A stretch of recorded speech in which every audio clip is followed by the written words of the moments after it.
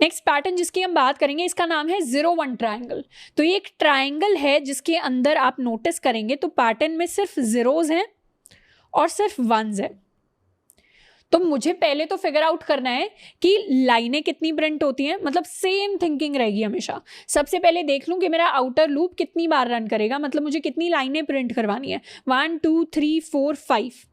अगर मुझे n की वैल्यू 5 दी हुई है तो मुझे n लाइन्स प्रिंट करवानी है। तो मेरा आउटर लूप जो है वो रन करेगा from int i is equal to 1 to i is equal to n। हर बार करेंगे हम i प्लस प्लस। अब सेकेंड चीज जो मुझे फिगर आउट करनी है कि हर लाइन में प्रिंट क्या हो रहा है, what is to be printed in each line.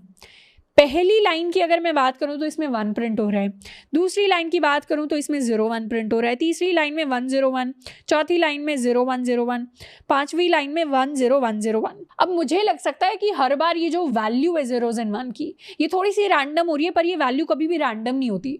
जब भी चीजें रैंडम लगने लगे ना, नंबर्स लिख लेने हैं, कुछ कुछ नंबर्स लिख के लॉजिक बनाना है हमेशा, क्योंकि पैटर्न वाले सवाल में पैटर्न जरूर होगा और जहां पैटर्न होगा वहां लॉजिक होगा।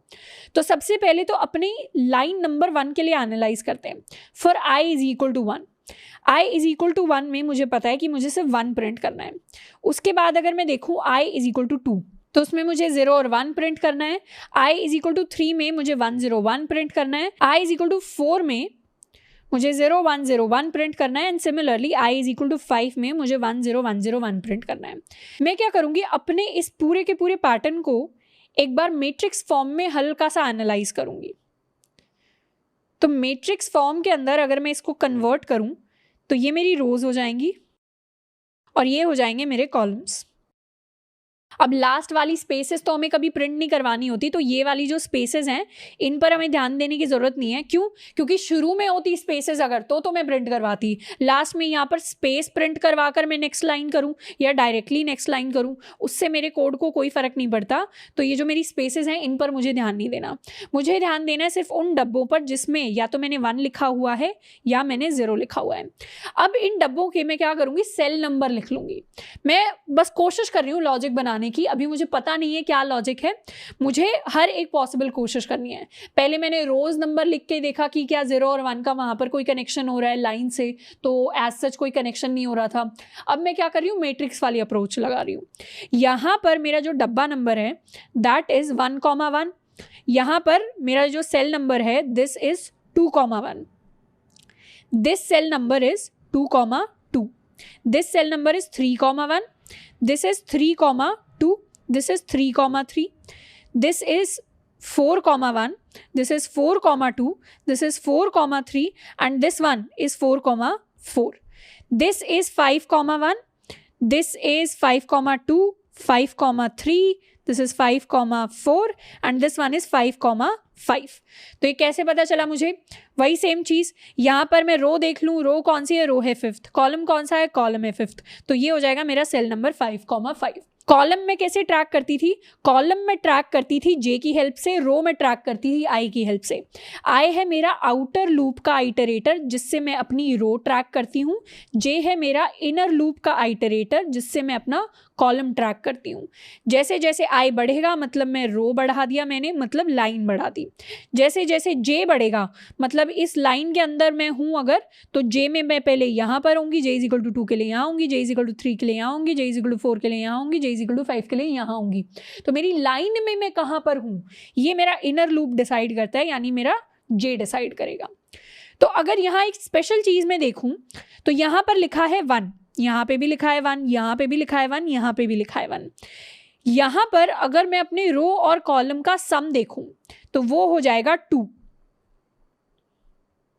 यहाँ पर मेरे रो और कॉलम का सम है 4, यहाँ पे रो कॉलम का सम है 4, यहाँ पे रो कॉलम का सम है 6, यहाँ पर जहाँ पर 1 लिखा है रो कॉलम का सम है 6, यहाँ पर है 8।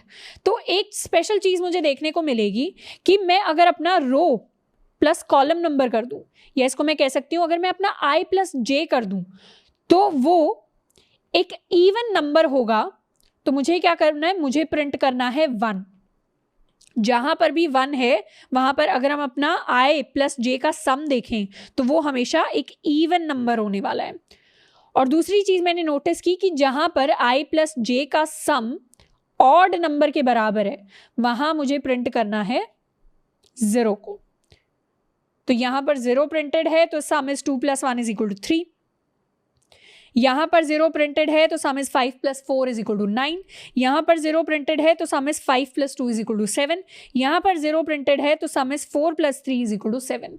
तो जहां पर मेरा i + j का सम ऑड है वहां 0 प्रिंट कर दो, जहां इवन है वहां 1 प्रिंट कर दो। ये तो मैंने वो गुत्थी सुलझा ली कि मुझे प्रिंट क्या करना है, कितनी बार प्रिंट करना है, मतलब नंबर्स कितने प्रिंट करने हैं। नंबर्स मुझे प्रिंट करने हैं जिस भी लाइन पर मैं हूं।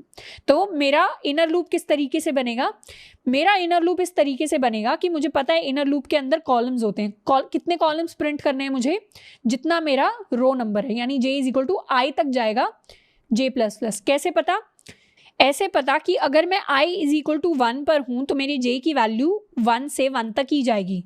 क्यों? क्योंकि मुझे एक ही नंबर प्रिंट करना है। अगर मैं i = 2 पर हूं, मतलब लाइन 2 पर हूं, तो मेरे इनर लूप की वैल्यू 1 से लेकर 2 तक जानी चाहिए। क्यों? क्योंकि लाइन नंबर 2 पर हूं तो मुझे 2 नंबर प्रिंट करने हैं। अगर मैं लाइन नंबर 3 मतलब i = 3 पर हूं तो मेरी j की वैल्यू 1 से लेकर 3 तक जाएगी। क्यों? क्योंकि मुझे थर्ड लाइन में 3 नंबर प्रिंट करने हैं। अगर मैं i = 4 पर हूं तो मेरी j की वैल्यू 1 से लेकर 4 तक ही जाएगी। क्यों? क्योंकि मुझे फोर्थ लाइन में 4 नंबर प्रिंट करने हैं। अगर मैं i = 5 पर हूं तो मेरे j की वैल्यू 1 से लेकर 5 तक जाएगी। क्यों? क्योंकि मुझे फिफ्थ लाइन में 5 नंबर प्रिंट करने हैं। 3 चीजें हमने सीखी।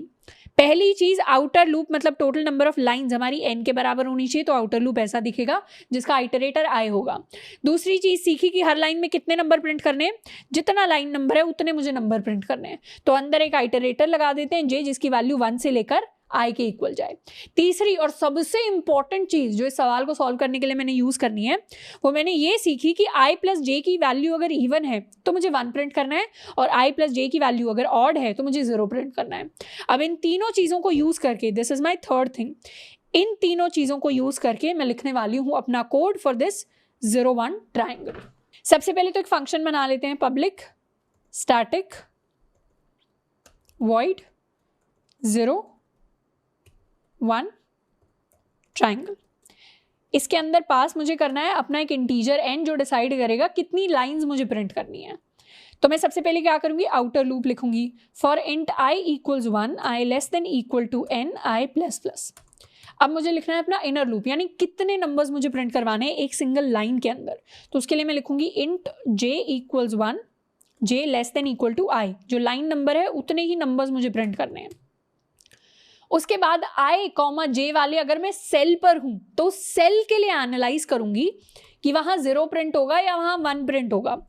तो यहां मैं देख लूंगी कि अगर i + j मॉड्यूलो 2 = 0, ये चीज हम इफ एल्स में ऑलरेडी सीख चुके हैं कि अगर किसी भी नंबर के लिए चेक करना है वो इवन नंबर है क्या, तो उस नंबर का मतलब i + j का मैं मॉड्यूलो ले लूंगी 2 के साथ। वो मॉड्यूलो अगर 0 के इक्वल आता है तो वो नंबर क्या होगा, 2 से कंप्लीटली डिवाइड होगा, मतलब वो नंबर एक इवन नंबर है। जहां पर भी इवन नंबर आ रहा है वहां मुझे क्या प्रिंट करना है, वहां मुझे प्रिंट करना है 1 को। जहां पर भी ऑड नंबर आता है मतलब एल्स सिचुएशन, वहां मुझे प्रिंट करना है 0 को। तो एक बार मैंने अपने सारे नंबर्स प्रिंट करवा दिए, उसके बाद मैं प्रिंट करवा दूंगी नेक्स्ट लाइन। तो ये मैंने कोड लिख लिया है अपने पूरे 0-1 ट्राइंगल के लिए। इस कोड को एक बार रन करते हैं अपने मेन फंक्शन से। n को पास करेंगे एज 5, इसको करते हैं सेव एंड नाउ रन। तो आउटपुट मेरे पास आया फर्स्ट लाइन में 1, फिर 0-1, फिर 1-0-1, 0-1-0-1, 1-0-1-0-1। इस कोड को भी हम ड्राई रन करके देख सकते हैं। आइटरेटर जिसको हमें ट्रैक करना है वो होगा मेरा i एंड मेरा j। उसके बाद हर i एंड j के लिए आपको एनालाइज करना है कि i + j की वैल्यू क्या बन रही है। खुद से करके देखना है कॉपी पेन पर लिखकर कि इवन है तो उस केस में 1 प्रिंट होगा, ऑड है उस केस में 0 प्रिंट होगा। तो कैसे मेरा आउटपुट पैटर्न बिल्कुल सेम आता है।